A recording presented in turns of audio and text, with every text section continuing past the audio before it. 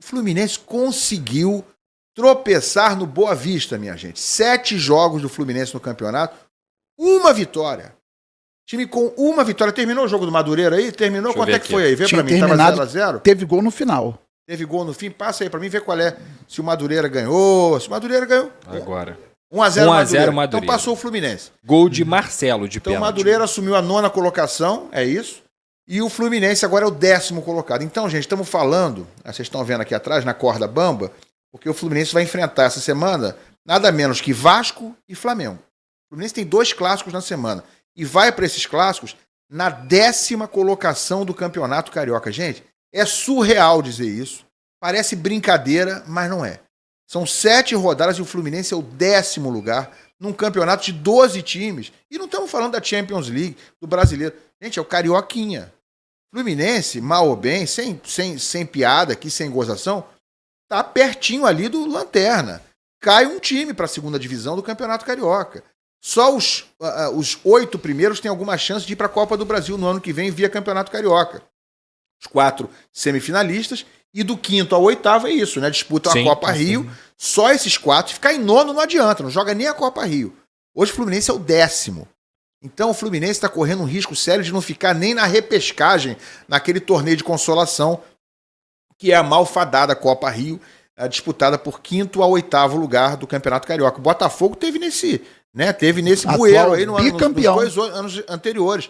E foi uma vergonha, né? Foi tratado como uma vergonha por quase todos nós, pela torcida do Botafogo. Foi campeão, pelo menos do torneio de consolação, e acabou conquistando a sua vaga na Copa do Brasil. Nem isso o Fluminense hoje conseguiria. Não estaria nem nesse torneio dentro da Copa Rio. Mais um jogo em que o time não consegue se encontrar com o gol, o que é básico no futebol. Ontem até criou bastante. O Fluminense finalizou ontem 26 vezes, mas das 26 finalizações, só 19 no alvo. Só 19 em direção ao gol.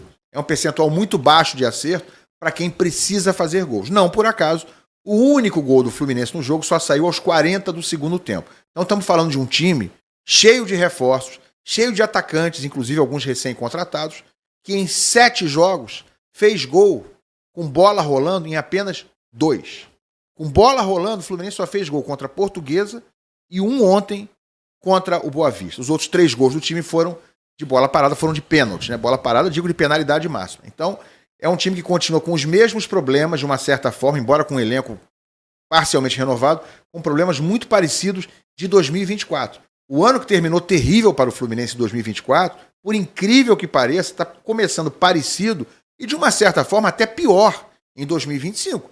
O Fluminense está afundado, não é no Campeonato Brasileiro, é no Campeonato Carioca. É assustador, para dizer o mínimo. E aí, eu vou colocar para vocês aqui a pergunta. Pedrosa, primeiro para você, porque eu acho que a semana vai ser decisiva para o Mano Menezes. Eu não consigo imaginar, isso não é informação, mas é uma dedução de alguém que acompanha o clube de uma forma segmentada todos os dias.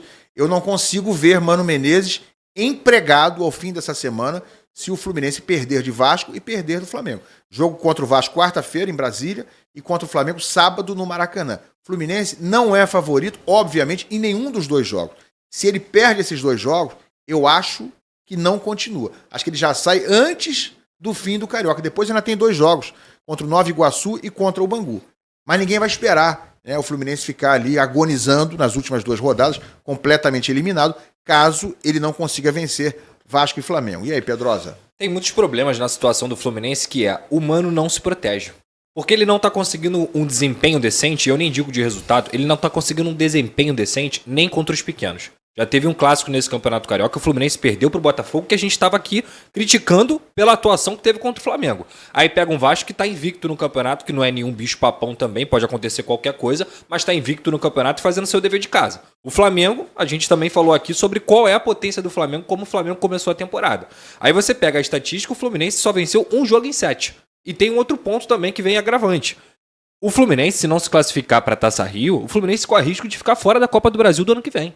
Acabei de falar isso. Por conta disso também. Então, assim, cara, a situação do Fluminense, que já ganhou esses reforços, que já tem jogadores à disposição que, teoricamente, melhorariam o nível do time, é muito complicada. Porque o que me parece que está acontecendo é que, no ano passado, o fator novo técnico, como acontece muito no Brasil, e o Mano Menezes conseguiu fazer isso muito bem também, ele deu certo. por um certo momento. Que era o quê? O Mano começou ganhando de 1-0, o Fluminense foi ali aos trancos e barrancos, no final da temporada todo mundo se uniu, o grupo se uniu, o Fluminense conseguiu, por exemplo, um belíssimo resultado contra o Palmeiras no Allianz Parque. O ponto é, a temporada virou. E ao mesmo tempo que o Mano tá menos pressionado, porque no ano passado ele tinha que ganhar ou ganhar, o futebol que a gente tá vendo aí não tá sendo apresentado. E tudo bem que é o início de temporada, eu já falei isso aqui, não gosto de queimar técnico no Campeonato Carioca, acho que isso não tem que ser definidor de um trabalho de um técnico, mas no dever de casa, que é vencer os pequenos, o Fluminense tá falhando. E o que me chama a atenção, eu assisti a coletiva do Mano Menezes ontem, foi a pergunta sobre o melhor jogador do Fluminense nessa temporada, que é o Riquelme,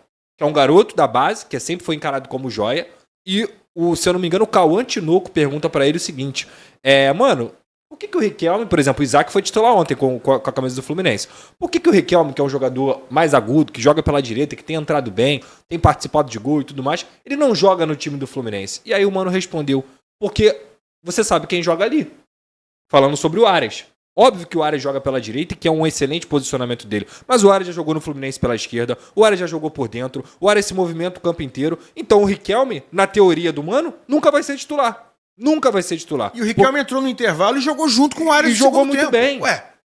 Jogou muito bem. Inclusive foi dele o lance que saiu o gol do Fluminense. Porque ele consegue cortar pro meio e achar uma bola magnífica pro Fuentes, se eu não me engano. E o Fuentes acaba assistindo o Samuel Xavier, que fez um gol machucado dentro da área naquele momento ali. Então assim, como que um garoto que tá pedindo passagem não vai ser encarado como titular de um time que não consegue fazer gol com bola rolando praticamente? Então assim, são roteiros e situações e problemas que começam a deixar a torcida ainda mais impaciente. Porque se você tá tendo dificuldade, amigo, e tem um cara que mesmo sendo da base, que Xerém é tradicionalmente uma base que revela maravilhosamente bem, e que a torcida do Fluminense abraça sempre esses garotos, se esse garoto não tá jogando, por que ele não tá jogando? Ah, porque o melhor jogador do time joga naquela posição ali. Meu amigo, ruim é jogar jogador ruim com jogador ruim. Jogador bom com jogador bom é trabalho do técnico. É ele que tem que resolver. Então, assim, repito, não sou definidor de Campeonato Carioca em relação a técnico. Mas tem limite, né? Mas tudo tem limite. O Mano Menezes precisa dar respostas. E o time dele não tá dando. O Fluminense não pode terminar o Campeonato Carioca em 10º lugar ou 11º lugar, lutar contra o rebaixamento no Carioquinha e todo mundo falar, não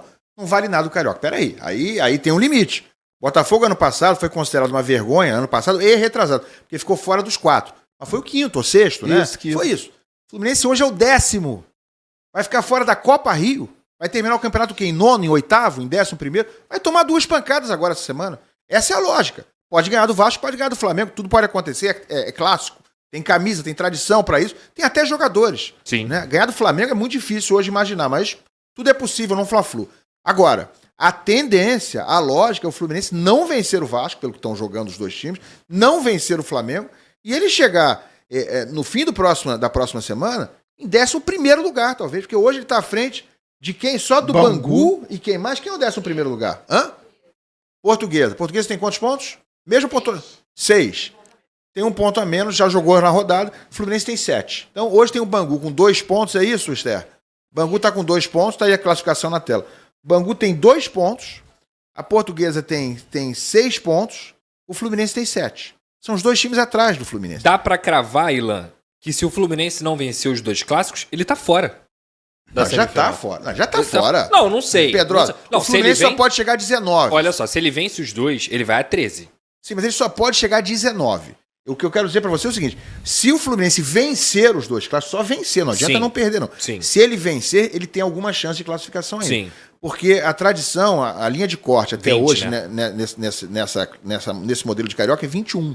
Ninguém classificou com menos de 21. Mas esse ano eu acho que está mais espalhada a pontuação, os pequenos estão pontuando muito, então está mais espalhado. Eu acho bem razoável imaginar que alguém se classifique esse ano com 19, talvez até 18. Sim. Mas o Fluminense, se vencer todos os seus 4 jogos, Vasco, Flamengo, Nova Iguaçu e Bangu, ele chega a 19. É o máximo que ele pode chegar agora. Então ele tem que vencer os 4. Com 17 ele não vai entrar, né? Nem com 16, nem com 15, se é que ele vai chegar nessa pontuação.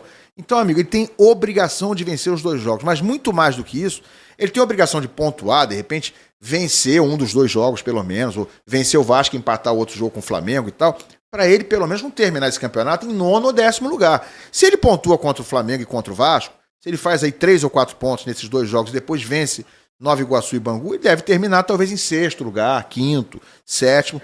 Mas o que não dá para aceitar, e o que está pesando, acho que vai pesar contra o Mano, é o que você falou.